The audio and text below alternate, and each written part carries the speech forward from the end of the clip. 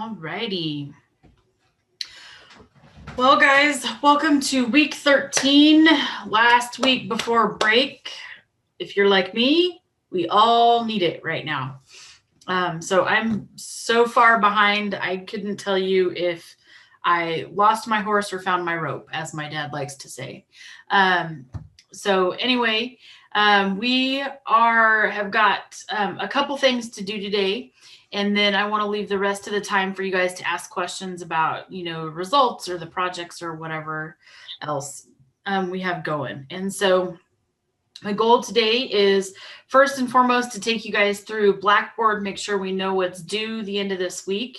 And then we will switch gears to the individual projects and talk about how to format the discussion. And then we'll leave the rest of the time open for whatever questions you may have. If you guys do have questions, feel free to put them in the chat or just speak up. Gosh, I would love to talk to people. And then, yeah, that's kind of what we have going. So give me a thumbs up or a thumbs down if that sounds like a good plan to you. And yeah, ask questions as needed. Awesome. Thank you. Thank you. All right, so I'm going to go ahead and share my screen and we'll go to Blackboard. Maybe. Gosh, do I even have it pulled up? Hang on.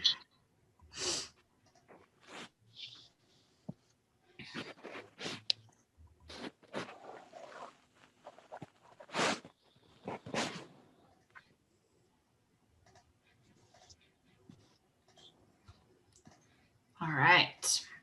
Okay, so you guys should be looking at the start here window in Blackboard. We are clear down here in week 13.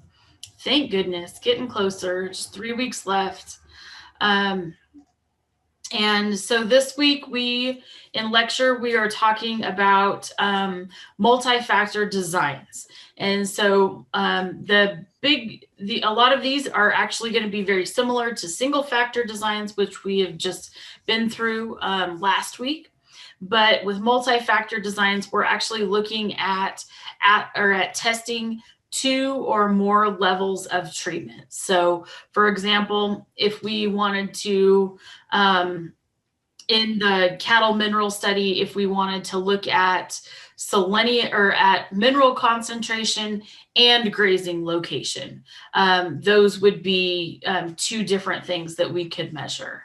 Or two different things that we could detect. And on the range study, if we were interested in looking at species composition and grazing regime, so grazing for 1 year, grazing for 2, or grazing for 3, that would be an example of a multi-factor design.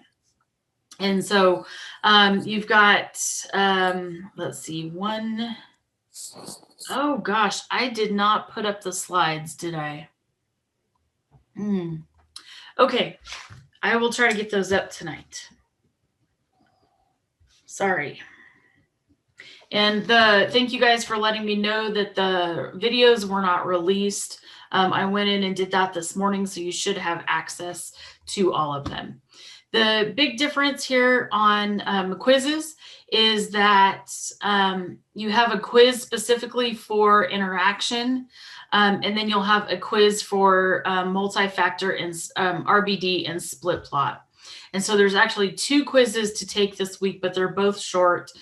So together they'll be about the length of a normal quiz. And then I also put in this week 13 folder the submission link for part 3, and it has the rubric associated with it if you need to go in and look at that ahead of time. You can also find that rubric in the research project folder on the actual assignment. So, all right, so how are we feeling about what's due this week? So 3 major things due. Quiz 1 for multi-factor design, quiz 2 for multi-factor design, and part 3. So doing good? Okay, cool. I got a couple of thumbs up. So that is where we're at. All right. If you guys could switch over to participants tab if you have that ability. If not, that's okay. I just really want to know where we're at as far as part 3. So if you guys have analyzed your results, and actually, if you have analyzed your results, hit yes. If you have not analyzed your results, hit no.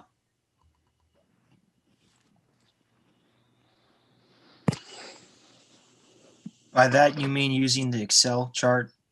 Excel or Vassar Stats or what? Any one of those that we looked at last week.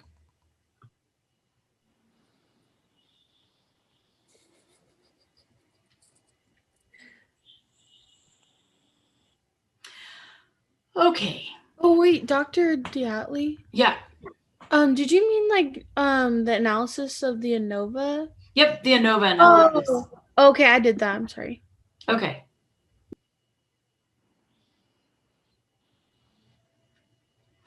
Okay, yeah. If you've ran your ANOVA, just check yes. If you haven't, check no. Okay. Oh boy. Okay.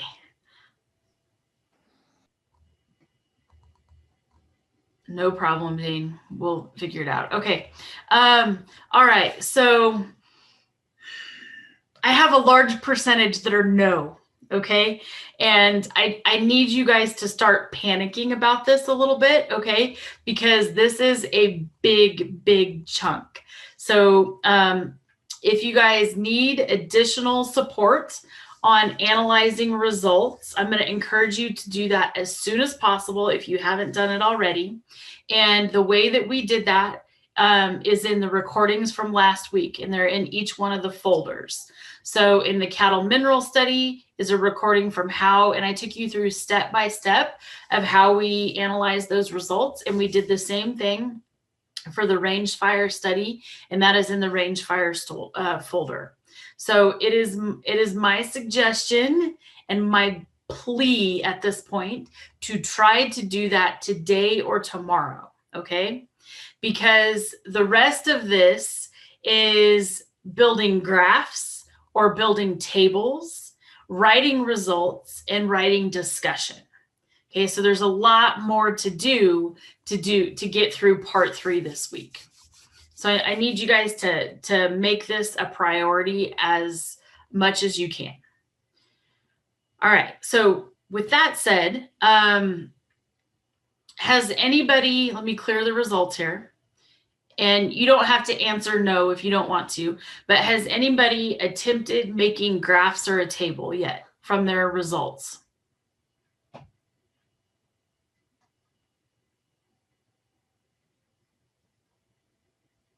Okay, a couple. We'll take it. We'll take it. All right. So today's discussion, I want to focus primarily on discussion, actually. So that pun unintended. So what I'm going to do is I have added a slide to the PowerPoint files that are in, and I will re-upload them into the folders for each of the studies. But I've gone through and kind of scripted out some ways that you can organize your discussion. So please keep in mind that this is just my discussion or my opinions. I'm trying to give you guys some direction because I know in this online environment, trying to get you guys to do the actual stuff that we need to do, plus critically think through how you're going to write something up is a lot harder than if we were in person. So I'm trying to give you a little bit more direction when it comes to writing right now. And so again, what you're going to see is me listing out what could go in paragraph 1, paragraph 2, etc. But it's not a hard and fast rule. You guys can change it up if you would like. All right. So I'm just going to go ahead and switch gears, and let's start with the range fire study because that's the one I've got up. And so I'm hoping that you guys are seeing the slide that says discussion outline. Can somebody just speak up and let me know if you are or not? We can see it. Okay. Yeah, we can see it. Awesome. I've got dual screens, so I never know which one is actually showing. So, all right. So if you guys recall, this PowerPoint has the information that we have been generating from the beginning of the semester with this range fire project. So it started with the problem, it's got the map locations, we talked through materials and methods, how the study was set up, the burned or the unburned, and then shows you some pictures of what that actually looks like. And so it shows you some pictures of how we collected species composition. And then we talked through the different paragraphs that could be in materials and methods. And so this last slide here is just an outline. It's just an idea of how you could do or organize your discussion. So for your discussion, we're really aiming for between 5 and 7 paragraphs. It could be more. It really shouldn't be less, in all honesty. And so this is just an example of how you can organize it. So paragraph 1 is kind of a recap of the study. So if you put yourself in the mindset of the reader, by the time that the reader actually gets to the results or to the discussion section, they have been through a lot of heavy detail in materials and methods and the results. So the first paragraph in the discussion is a good opportunity for you to reorient your reader with what the objective of the study was, a really brief description of what the treatments were, and the response variables. And so this first paragraph can be anywhere between 4 and 6 sentences. Sometimes it can be shorter if you get all that information in there, and sometimes it can be longer. So the second paragraph would, these are just examples of how I've organized this in the past. Might be where you look at bare ground by itself. So in your data set, I think you had bare ground in there. I hope so. There should be data for bare ground percentage in there. And so when you analyze it, because bare ground is not associated with any of the types of grasses, it's a good one to report on its own. And so you could look up some literature, or maybe the literature that you've already looked up that you used in your introduction is will help you kind of reintroduce that literature again. And, is bare ground important on annual rangelands? Is it not important? Is it hazardous? And then you can say like 2 to 3 sentences about that.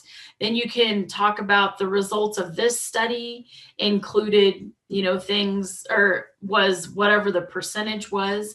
And then you can talk about how the results of your study compared to other publications that are out there. And so this is where you can bring in 2 to 3 different sources into this paragraph. And so this format here in paragraph 2, you can keep this same order of events for paragraph 3, 4, and 5 if you want. And so paragraph 3 might be where you talk about the annual grasses that are non-invasive. Okay, so I think that there was only one invasive grass in your data set, and it was Medusa head. And that's actually the one that we're really interested in from a burn perspective. And so I actually put that down here as paragraph 5, where you could talk about it by itself, because there's a lot of really good data out there about how Medusa head reacts when rangeland is burned. And so it's a really good way to compare what has been seen in other ecosystems to what is done in your study, or what the results of your study said. Paragraph 4 might be where you actually look at annual forbs by themselves. So vetch and filaree are the 2 forbs that we looked at closely. with this or in this project. And so you could do a whole paragraph about forbs. So why are forbs important? What do forbs contribute to, grazing animals' diet? How do forbs react to fire? The results of your study, and then the results of your study compared to other literature that is out there. And then I just put Medusa head in as paragraph 5 because it's really interesting to kind of look at and talk about. So it could have its own paragraph by itself if you wanted. And then the last paragraph I have down here as paragraph 6 with this study is a place or an opportunity for you to talk about what either went wrong with a study or what should have been addressed or what data should have been collected. And so keep in mind, not every study is flawless. Okay, so there's always things that go wrong. And we've talked about some of those things that we should have probably collected at the same time. So like we should have probably collected soil samples from each or from the plot area. So we could look at if there's a difference between soil samples and the species composition, right? And so the other part of paragraph 6 that really brings the whole discussion to a good conclusion is looking at what future research should investigate. Okay, so what are the next steps in the study? And this can be 3 to 4 sentences long. And it's going to be something that you're going to summarize in 1 or 2 sentences in the conclusion section that we're going to learn how to write after we get back from break. All right, so this is just a really brief overview of a way that you can organize the discussion. It's not the only way. If you guys don't want to organize it this way, that's totally fine. If you want to do a really detailed job, you could go in and create a paragraph for every single species that was collected here. That's fine as well. Just make sure that you have adequate numbers or adequate citations and literature that you're comparing to. All right, so I'm going to stop sharing. And is there any questions about the discussion section with the range fire study?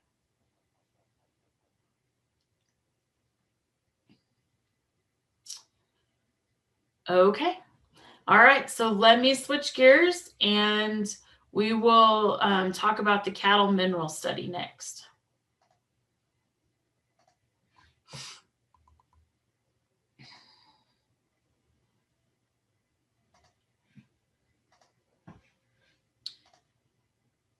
All right, so with the cattle mineral study, this is just one way that you can organize it. It doesn't have to be organized this way.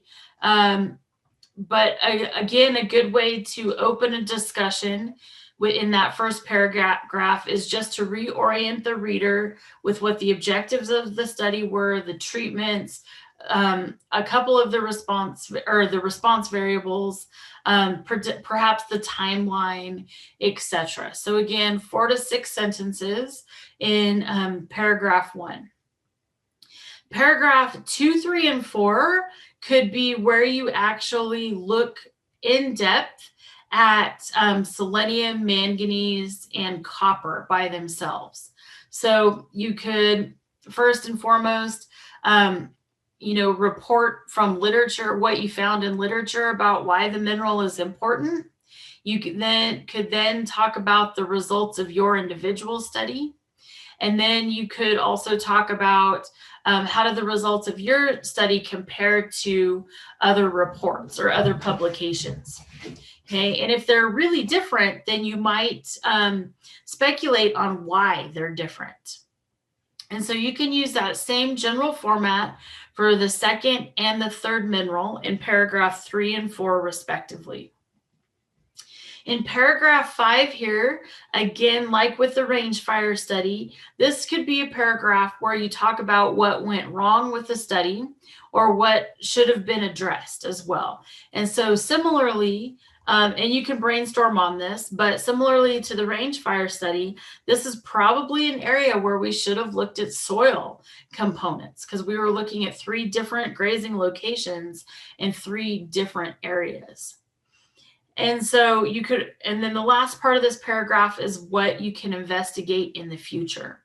So what would be the next step in this study? And this is really, really important for this cattle mineral study because now that we know what the baseline response variables are, or the baseline blood concentration levels of selenium, copper, and manganese, the next step would be to bring in a reproductive measure, right? And try to get an idea to see if reproductive performance is affected by the mineral levels at these different grazing locations. And so that's just an example of how you can organize your discussion if you're in the cattle mineral study. So are there any questions about this outline? Dr. Diatley, I have a quick question for you. Yeah, go for it. When you were explaining paragraph 2 and I think 3, you were saying compare the reports and publications to like your data. I don't understand. Okay, so if you, let's see here, have you ran the results yet, Rebecca? I did an analysis of my ANOVA, but I did not make like graphs and stuff like that. Okay, which one did we do together last week? I'm trying to remember. Did we do selenium? I did manganese. Manganese. Okay, cool. So with manganese, I believe it was the South Butte location was higher than the other 2 and was statistically significantly different than the other 2 locations, correct? Mm-hmm. Yes. Okay. So if you are looking at those would be the results of your study, right? So the South Butte location had greater, I'm trying to give you some verbiage here.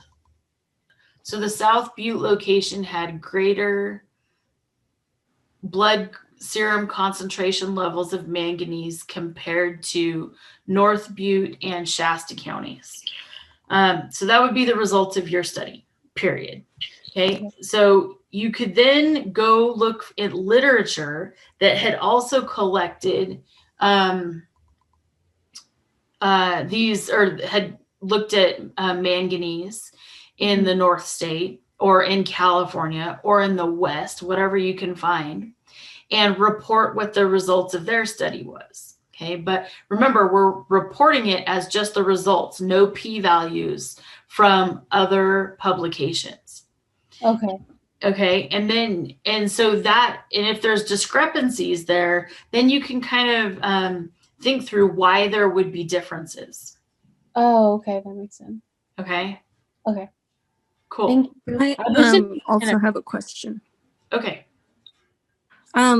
For my introduction, I talked about the importance of the 3 minerals. So Yep. for the discussion, would I just go more in depth about why they're important and stuff? Yeah, absolutely.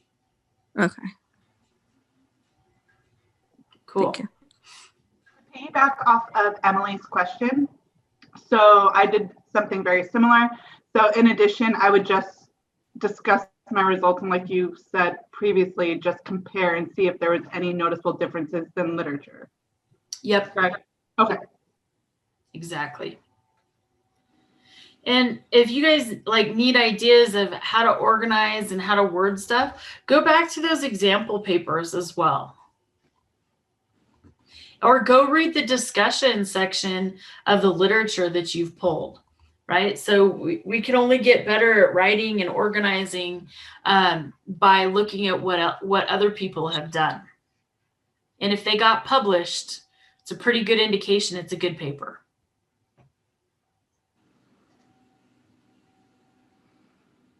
All right, so just as a reminder, let me pull up the email.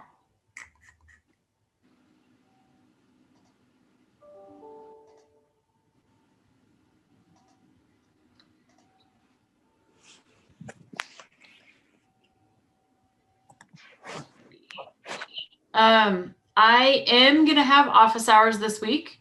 Okay, so in the office hours, actually last week turned more into writing workshop stuff, which is great. On Thursday, the 19th from 8 to 10 a.m. and on Friday, the 20th from 8 to 9 a.m. So if you guys have the ability to like get through results and do your analysis and try to put graphs together and just make an attempt, and as questions come up, that's a great time to ask those. My week is, I'm going to be honest, my week is a little bit busy, okay, because I'm actually in Chico this week for meetings and stuff. So I may not get to email as fast as I normally do. If you think I get to them fast, I don't know. Some people don't. And so just keep that in mind that I may not have a chance to answer your question until office hours on Thursday. So yeah, and so those office hours, again, they're listed, and the links and everything are in the email that I sent out on Friday to the class. So thanks, Rebecca, for putting those in the chat. Also, guys, if you have the ability and the time, please go in and do a course evaluation in Blackboard. I could really use the feedback more than ever this semester. And then there's the webinar on the 18th. So Wednesday, the 18th. It's a career webinar. If you guys are interested in that, there's more information in the email that went out on Friday. So, okay, so that was what I wanted to just give you some ideas on for the discussion. And so I am gonna stay on until well, I'm really on till 5, so, or till 4:45 or so. So if you guys have questions, feel free to chime in and ask. I'm gonna do kind of the same spiel at 2, at 3, and at 4 for students coming in, but always feel like you guys can stay on and work on stuff and then pop in and ask questions if needed. Okay, so I wanted today to be half informative and then half work time. So so that's where we're at. And so as always, I'll be happy to answer any questions you may have or help you through analysis or whatnot. So just let me know. I actually have a question. Yeah, go ahead, Emily. When I did all the graphs already, and when doing the graphs for selenium, it didn't give me like M1 is significant to M2. It just said like, it said this test will be performed only if K is greater than 2. So does that mean there was no significance throughout the whole for that thing? No, it sounds like, did you copy and paste in the 3 treatment group data? Yes. Okay.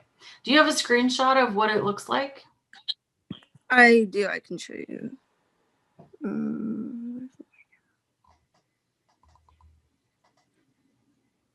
So that's what it says. I don't know if you can see it. Okay. Yep, I can see it. That's a weird thing. Okay, can you just go up and let me look at your data in that? Sorry. It's okay. It's okay. Okay, scroll up a little bit more. Technology, man. I'm telling you, this is crazy. A little bit blurry. more. Nope, not blurry. I can see it. So, oh, super weird. Okay. Let me try something, Emily. I may have you just go in and recopy and repaste your data and run it again. But let me pull the data up and run it on my end.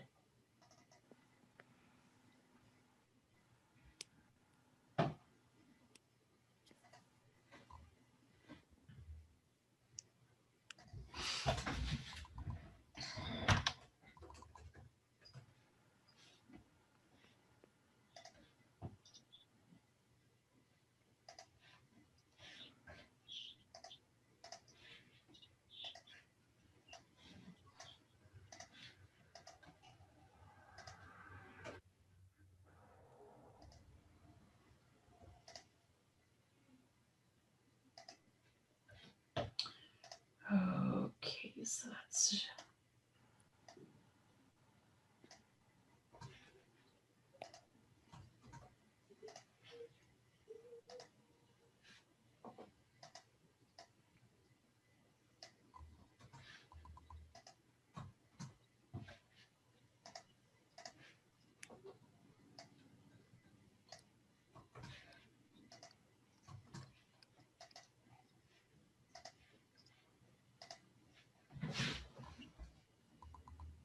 oh, yep.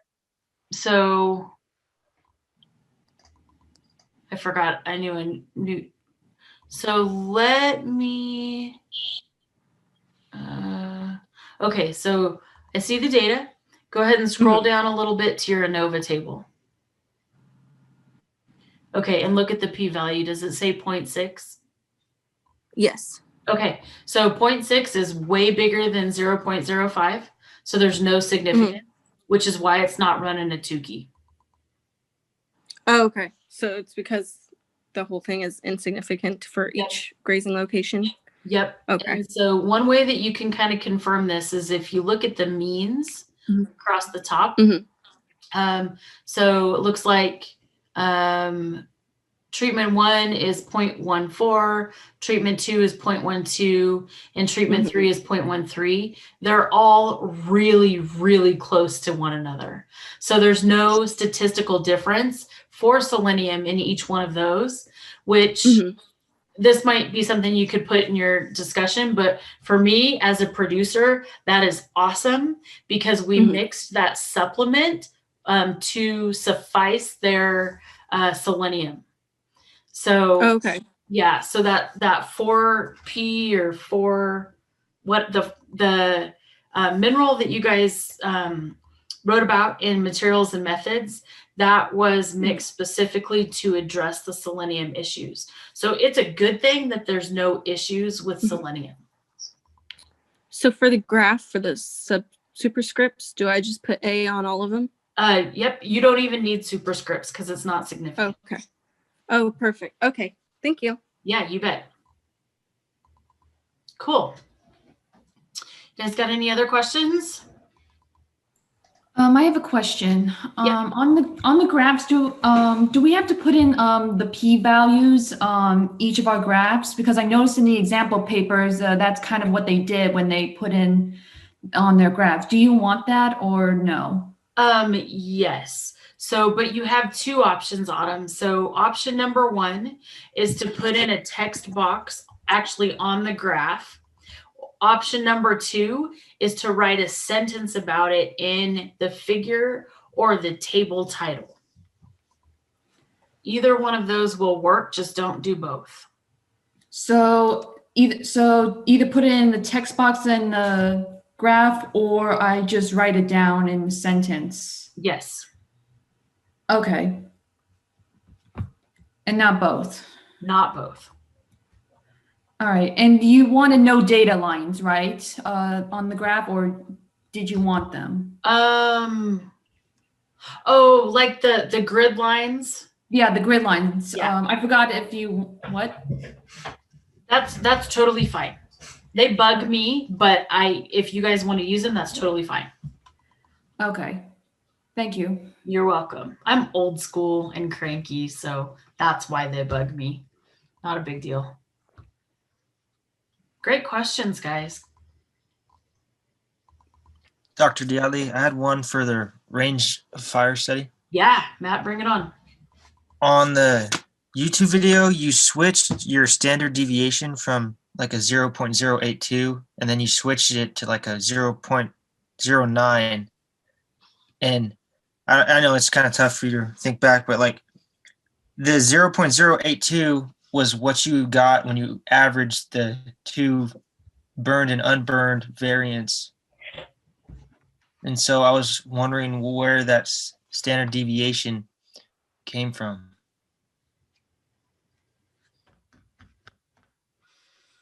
Okay. Let me look at something.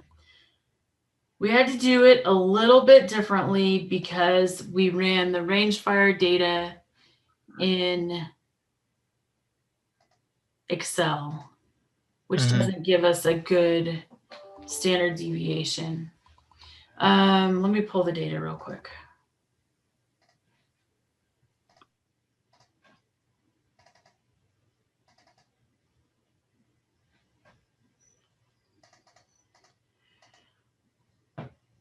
Oh, what species did we do that for, Matthew? Medusa head. Medusa head, okay. Oh, I did save it, okay. Standard deviation. Okay. Oh, I know where it came from. So because the ANOVA table, let me just share my screen with you.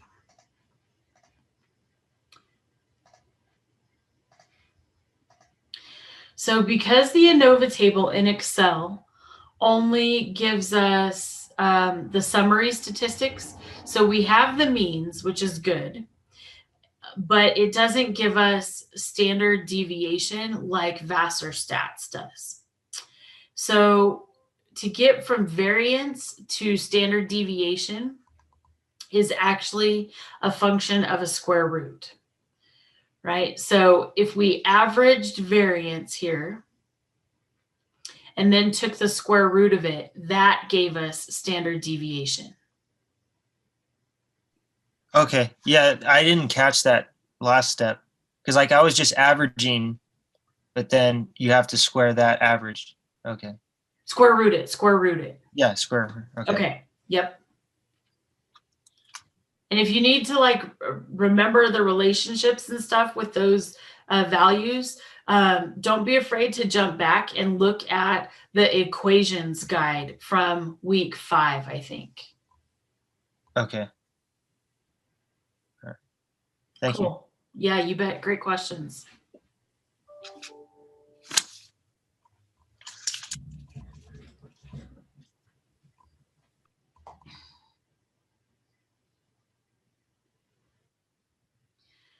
All right, well, I'm just going to continue to hang out. And if you guys have questions, just speak up. I'm here.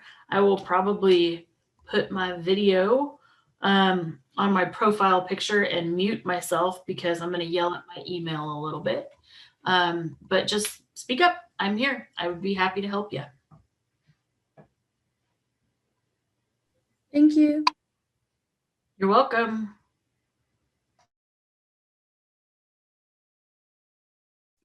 I have another one if nobody's gonna different species, and then I just have the category no burned, burned, and then the standard deviation. And it's just one table. Yep. Do you want to like include like a p-values column and then like a significance or not significant? So your p-value will tell you if it's significant, but if you have like, if you have species in the first column and then unburned, burned, standard deviation, your last column can be p-value. Okay.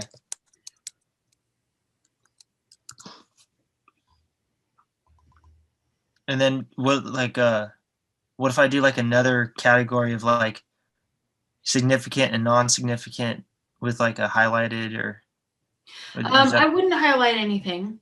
Okay. And you don't need to do significant or non-significant because the p-value tells you that. Uh-huh. So if if the p-value is greater than 0.05, no significance. But if it's less than that, then there is significance. Yeah. And so I would explain that like in the written discussion, right? Not necessarily in the discussion. You could put a sentence in results if you wanted that said something like significance was detected at p less than or equal to 0.05. Okay.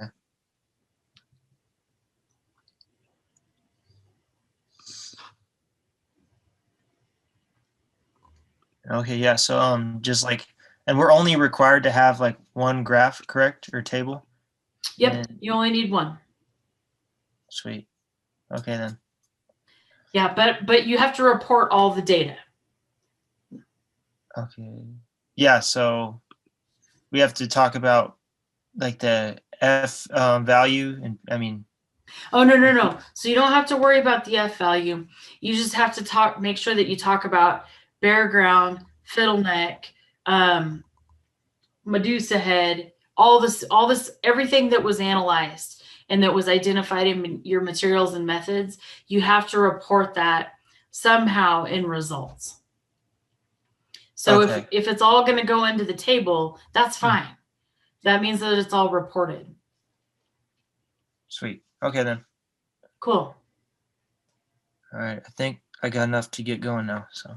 Okay, awesome. Thanks, Beth.